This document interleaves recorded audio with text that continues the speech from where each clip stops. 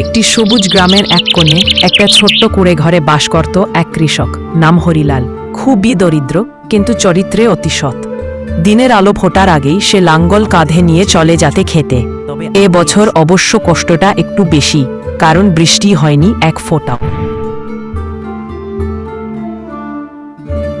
ও গিন্নি, খেতে দাও একটু, পেটের ভিতর চড়ুই নাচছে। ওগো, কি দেব তোমায়? চাল নে, ডাল নে, পুকুর শুকিয়ে গেছে, ক্ষেত শুকনো। একটা কথা বলবো, রাগ করো না। জমিদার বজরং সিংহের কাছে একটু যাও, হয়তো কিছু একটা সাহায্য করবেন। হরিলালের চোখে দ্বিধা, নিজের অপমান হবে জানে, তবু স্ত্রীর কথা ফেলতে পারে না। তাই সকালে বের হলো জমিদার বাড়ির পথে। জমিদার বজরং সিংহের বাড়ির সামনে বহু গ্রামবাসী জড়ো হয়েছে। খরা পড়েছে গোটা অঞ্চলে, জমি শুকনো, নেই খাবার, নেই জল। হরিলাল, তুমি কথা বলো। তুমি সৎ মানুষ, জমিদার অন্তত তোমার কথা শুনবেন। হ্যাঁ, জমিদার বাবুর সঙ্গে দেখা করব আমি। আমাদের পক্ষে দাঁড়ানো দরকার।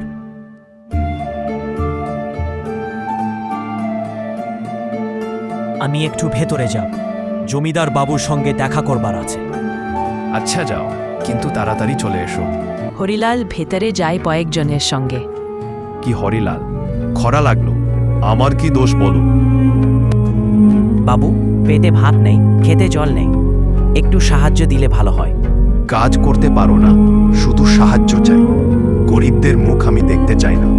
যা, চলে যা। বাবু, ওদের কথা ভাবা উচিত ছিল।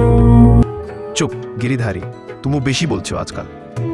সবাইকে লাথি মেরে বের করে দিল জমিদার। হরিলাল মাথা নিচু করে ফিরে এলো।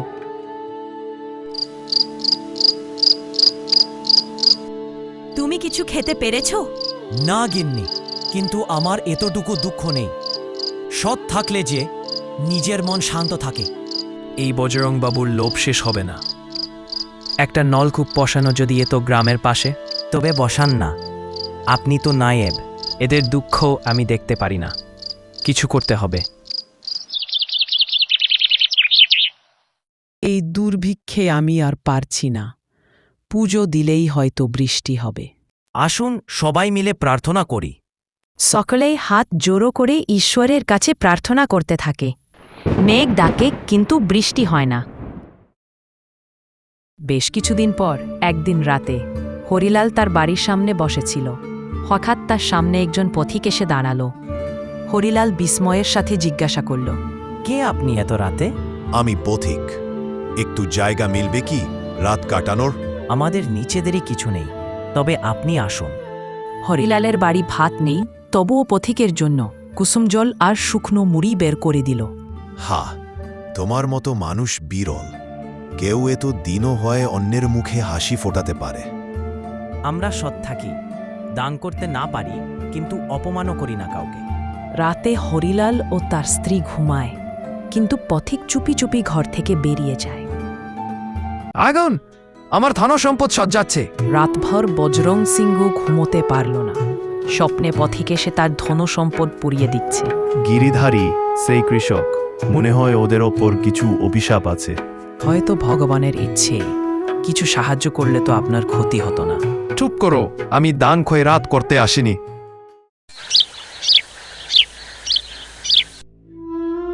গ্রামের একমাত্র পুকুরটিতেও জল নেই। গোটা গ্রাম হাহাকার, গরু ছাগল সব মরে পড়ে আছে। আর পারছি না ভাই, চাষ তো দূরের কথা, পেটে ভাতও নেই। হরিলাল, আমি ভাবছি মোড়লকে বললে কেমন হতো। চলো যাই, এর শেষ চেষ্টা করে দেখি। জমিদার বাবু যদি মেনে না নেন, তাহলে আমাদের কিছু করার নেই।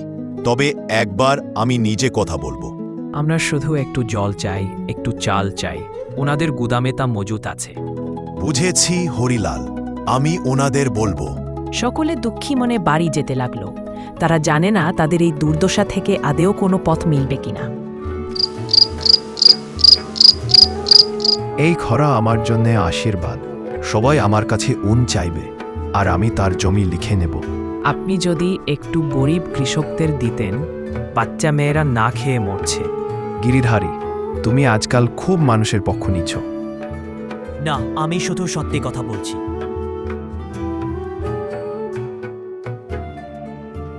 রাতের অন্ধকারে কেউ একজন হরিলালের দরজায় রেখে গেল এক থলে চাল আর 2টি জল ভরা মাটির কলসি।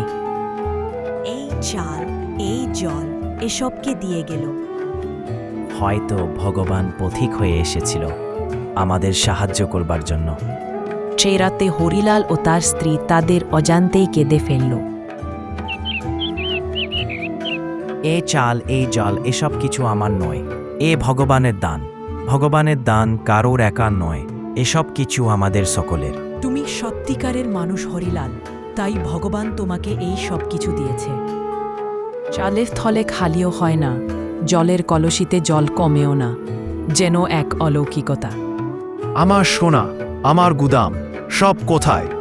হঠাৎ একদিন বজরং সিংহের সব ধন সম্পদ উধাও হয়ে যায়। কেউ জানে না কিভাবে হয়। আপনি যাকে তুচ্ছ করেছিলেন সেই হয়তো ভগবানের প্রিয়। এক অলৌকিকভাবে জমিদার বজরং সিংহ উধাও হয়ে দিল। গিরিধারীর পরামর্শে সকাল থেকে নতুন পুকুর খনন অবশেষে শুরু হলো। সবাই মিলে কাজ করছি। জমি আবার সবুজে সেজে উঠবে। এবার বৃষ্টি না হলেও জল থাকবে, আর খাড়া পড়বে না, কাউকে না খেয়ে মরতে হবে না। হরিলালের সেই একমুঠো চাল এখনও অনেকের মনে জায়গা করে নিয়েছে। তার সততা, দয়ার মধ্যে একটা শক্তি আছে যা বদলে দিতে পারে গোটা পৃথিবী।